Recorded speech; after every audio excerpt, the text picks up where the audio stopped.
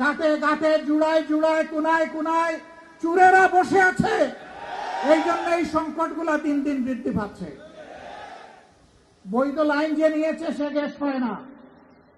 আমার বাঁকা পথে চুরি করে যে লাইন নিয়েছে ও ঠিকই গ্যাস পায়। ওখানে গ্যাস যায় কিভাবে? সবাই গ্যাস পাক, আমাদের অসুবিধা নাই। আমরা এটাই চাই, সকল নাগরিকের এটা পাওয়ার অধিকার আছে, কিন্তু সেইটা বৈধভাবে যেতে হবে। সেটা চুরি করে কেন? এই চোরদেরকে সাহায্য করে কারা? কেউ না কেউ এর পিছনে এই চোরদেরকে সহায়তা করে। গডফাদাররা আছে জায়গায় জায়গায়।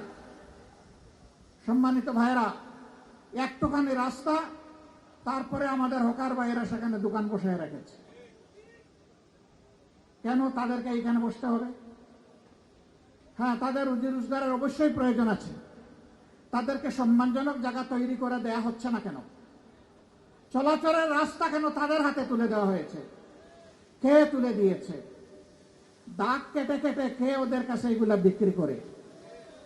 আপনারা সব জানেন না এগুলা? অবশ্যই জানেন। এটা নিরসন করার দায়িত্ব সরকারের। আপনাদের হয়ে সংসদের ভিতরে আমরা চিৎকার দিয়ে কথা বলেছি যে এগুলার আমরা সমাধান চাই।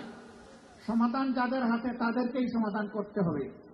তারা যদি সমাধানে হাত দেন জনগণ, আমরা তাদেরকে সহযোগিতা করব ইনশাআল্লাহ। কিন্তু হাত যদি না দেন, এই বোঝা যদি আরো ভারী হয়, তাহলে একসময় বোঝা গিয়ে তাদের গাড়ে পড়বে ইনশাআল্লাহ। সম্মানিত ভাইয়েরা, আজকের সাবজেক্ট এটি নয়। আমি কার্যত দুঃখ প্রকাশ করতেই দাঁড়িয়েছিলাম যে ওই সময়টা যে আমি সাথে সাথে রেসপন্স করতে পারি নাই।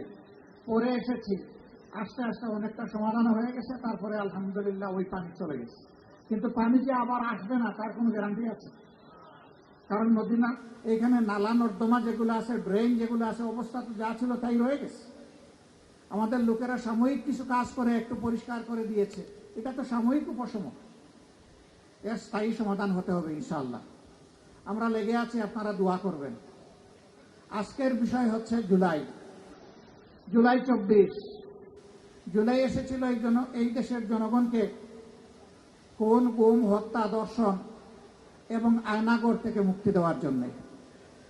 বহু রাজনীতিবিদ একসাথে জেলে ছিলাম। 24 সালের নির্বাচনের নামে যে প্রহসন হলো আমি আর দামি, সেই সময় আমরা জেলে, বিএনপির সিনিয়র নেতৃবৃন্দ আমরা একসাথে। নির্বাচন যখন হয়ে গেল, জানুয়ারির 7 তারিখ না 4 তারিখ ভুলে গেলাম, 7 তারিখ, এই নির্বাচনের পরে সবাই আমরা একসাথে বসলাম, আমার রুমেই বসলাম। কি করা যায়? অনেকের কণ্ঠে হতাশার সুর, কিছুই হবে না, ওরা 41 সালের কথা বলেছে, ওই পর্যন্ত মেরে কুটে ওরা থাকবে, আমাদেরকে দীর্ঘমেয়াদী পরিকল্পনা নিতে হবে। সবাই হতাশ। আমি বলেছিলাম লা তাকনাতু মির রাহমাতিল্লাহ, আল্লাহ তাআলার রহমত থেকে হতাশ হওয়ার কোনো কারণ নেই।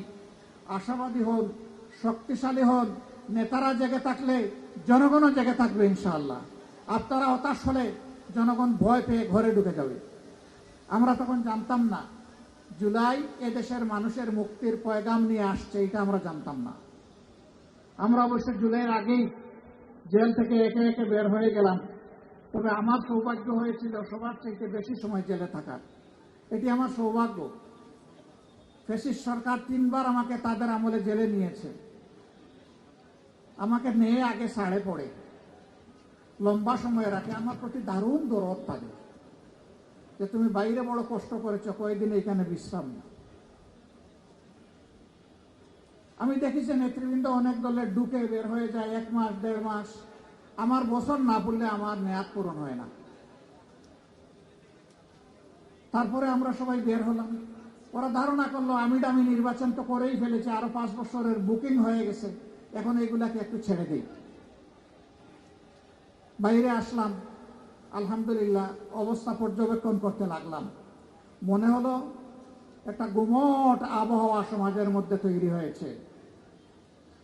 সমুদ্রে যখন গুমট আবহাওয়া তৈরি হয়, তার পরবর্তী পরিণতি হচ্ছে একটা ভয়াবহ জলোচ্ছ্বাস অথবা ঘূর্ণিঝড়। মনে হচ্ছিল একটা ঘূর্ণিঝড়ের প্রেক্ষাপট তৈরি হয়েছে।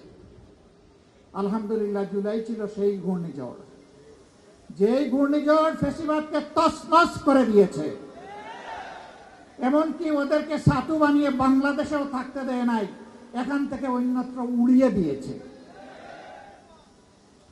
এখন তারা ওখান থেকে মাঝে মাঝে একটু বাপ সাপ দেখায়, এই চলে আসলাম।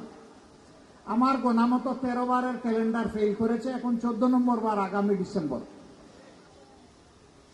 এদেশের যুব সমাজ তৈরি হয়ে আছে তোমাদের গলায় ফাঁসির রশি পরানোর জন্য। আসো, ফিরে আসো।